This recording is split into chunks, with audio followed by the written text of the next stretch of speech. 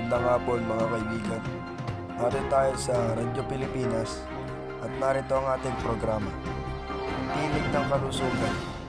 Ngayon, talakayin natin ang isang napakalagang paksa, ang droga.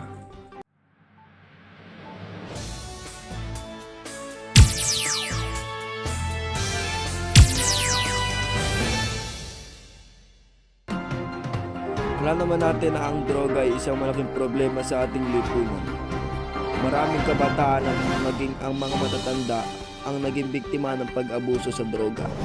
Ang mga epekto ng droga ay hindi lamang nakakapekto sa ating pisikal na kalusugan, kung pati na rin sa ating mental at emosyon na kagalingan. At nais ko sa inyo iparinig ang 5 na magkakaibigan na nag-uusap tungkol sa droga. Sa isang sulok ng isang abandonadong gusali, 6 na bata ang nagkukumpulan. Ang kanilang mga muka ay may halong pag-usisa, takot at pag-aalangan. Sila ay sina Sofia, Ana, Carl, Miguel, Pedro at Juan. Narinig niyo ba yung kay Ben na ospital dahil sa droga? Oo, nakakatakot nga eh. Alam niyo naman ang epekto ng mga yan, di ba? Puro sakit at pagkasira ng katawan. Pero ang sarap daw sa piling, sabi ni Kael, para lumulutang ka sa ulap. Stress. Mas malaking stress ang dala ng droga.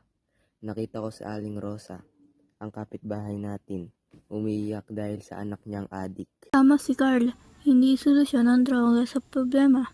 Mas lalo ka lang nilulubog sa putik.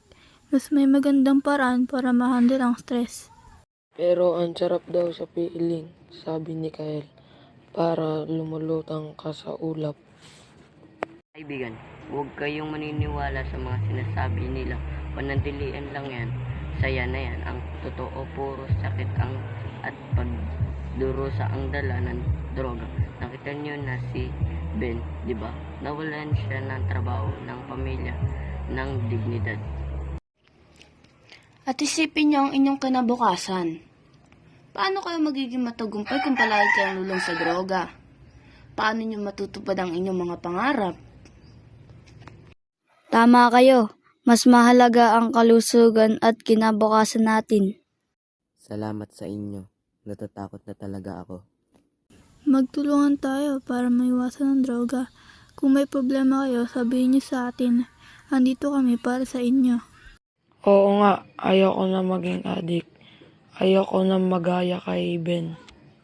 Buti yan. Tandaan nyo na ang pagiging malusog at malakas ay mas magandang regalo kaysa panandaliang saya na dahil ng droga. Sama-sama tayong lalaban dito. Okay. Ang 6 na bata ay nagyayakapan, isang simbolo ng kanilang pangako na iwasan ang droga at suporta ng isa't isa. Ang kanilang kwento ay isang paalala na pagkakaibigan at suporta ay makapangyarihang sandata laban sa tukso ng droga. Ang ating programa ay magtatapos na. Salamat sa pakikinig. Huwag kalimutan, ang tinig ng kalusugan ay narito para sa inyong araw-araw.